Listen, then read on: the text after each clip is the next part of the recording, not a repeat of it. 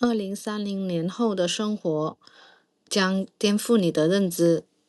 你有没有想过，短短的5年以后，我们今天习以为常的一切，开车上班、去医院排队，孩子背着沉重的书包，甚至是你家楼下的加油站，都将彻底的消失或者被重塑。这不是科幻电影，也不是危言耸听，而是正在加速落地的现实。我们不聊那些晦涩的科技名词，我们穿越到2030年的中国，去看看那些正在发生的、将彻底改变你我命运的颠覆性的变革。第一幕：出行与工作的巨变。首先，咱们聊聊出门的这件事情。到了2030年，如果你在街上看到有人自己握着方向盘开车，那可能不是在炫富，而是在玩复古。因为到了那个时候，私家车已经成了像老爷车一样的收藏品。你想想，现在养一辆车，保险费、停车费，一年怎么也得1-2万。但是到了2030年，90%的家庭都不买车了，因为出行服务已经普及了。早上的时候，你下楼，手机点一下，一辆自动驾驶的电动车已经停在你家门口等你了。路上没有堵车，因为你不需要开车，你可以在车里面化妆、补觉，甚至还可以开一个早会。算一下这笔账，这一年下来，出行的成本可能比你养一只猫还要便宜。那些曾经的4S 店，现在已经全变成了智能座舱体验馆，就像当年的网吧转型成网咖一样。既然车都不用开了，那你还要天天往公司跑吗？也未必。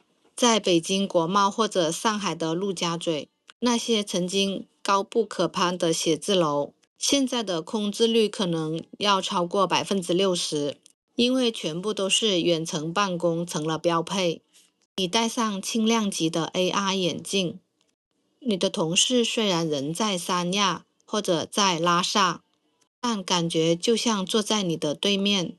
成都的程序员可以给硅谷的公司写代码，兰州的设计师能接巴黎的订单。二线的城市机会多了，房价也不再高不可攀，人才开始回流，这才是真正的反内卷。第二幕：健康与能源的颠覆。再来说说我们最关心的看病的问题。做父母的都知道，最害怕孩子半夜里面发高烧。2030年，你再也不用抱着孩子往急诊冲了，家里面有智能的设备，摄像头一扫孩子的脸和舌苔，几秒钟诊断报告就出来了，病毒性感冒。该吃怎么药，怎么护理，清清楚楚。这套系统背后，是咱们全中国3甲医院10年的病例数据在支撑，准确率高达98%以上，费用可能就花几块钱。医生不再是单纯的开药的，而是变成了你的健康决策顾问。车不开了，油自然也就用得少了。到了那个时候，路上的加油站可能就成了怀旧的主题公园，年轻人只能在那里打卡拍照。想象以前的车是怎么喝水的，取而代之的是各种综合的能源站，充电、换电、加氢。新型电池的技术让电动车5分钟充满电，能跑800公里。每公里的电费比走路消耗的卡路里来换算成钱还要便宜。咱们的原油进口量大幅下降，而中国的新能源产业链将主导全球市场。第三幕：教育与消费的重构。你去超市购物呢，那种排队结账的场景，可能只能在老电影里面看到了。你走进超市，拿起东西就走，出门的那一刻，手机自动扣款的自动开票，整个过程像呼吸一样自然。收银员的这个岗位就消失了，但是催生了一大批像智能零售的运维师、消费行为分析师这样的新职业。商场的退货率反而降低了，因为系统比你更懂得你需要什么。教育也在变化，现在孩子每天上学背着几公斤重的书包，以后可能就是一个笑话了。2030年，一个平板就能装下从小学到高中的全部教材。更厉害的是，它像一个贴身的 AI 家教，它能精准地发现你孩子总是做错的那几道几何题，然后就会自动地生成一套专属的训练计划。真正的因材施教，不再是一句口号。第四幕：太空与家庭的日常。到了2030年，上太空不再是宇航员的专利，也不再是亿万富翁的游戏。票价可能降到30-40万元人民币，虽然听起来还挺贵的，但是已经有2万多的普通游客上去看过了。文昌和酒泉的旁边，甚至建起了太空的文旅小镇。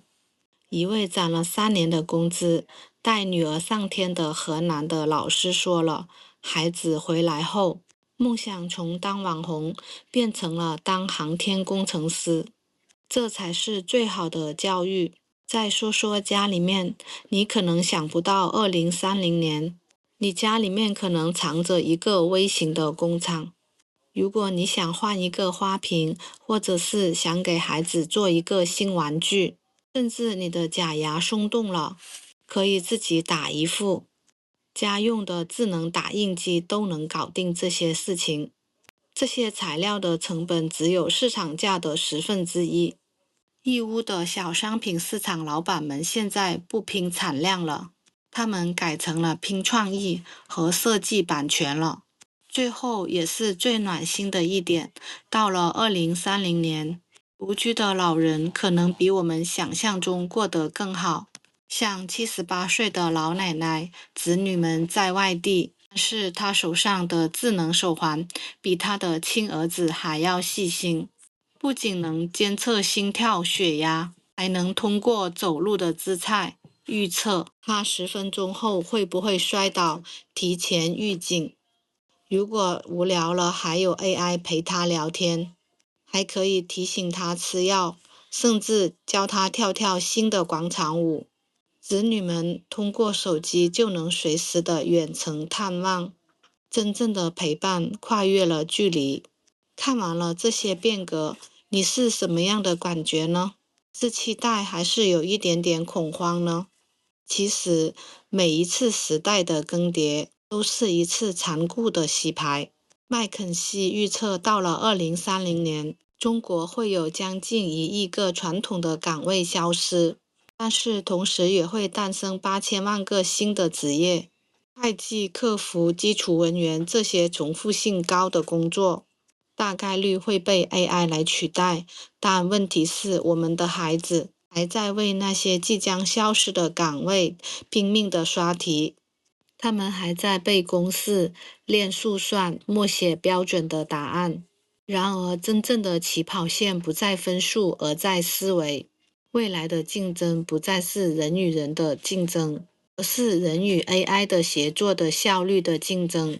当你学会了驾驭这些工具，2030年就是天堂。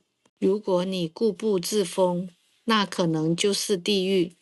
2030年后的生活将颠覆了你的认知，科技改变生活，人工智能、太空旅行，未来生活。如果大家喜欢我的视频，欢迎订阅，感谢支持。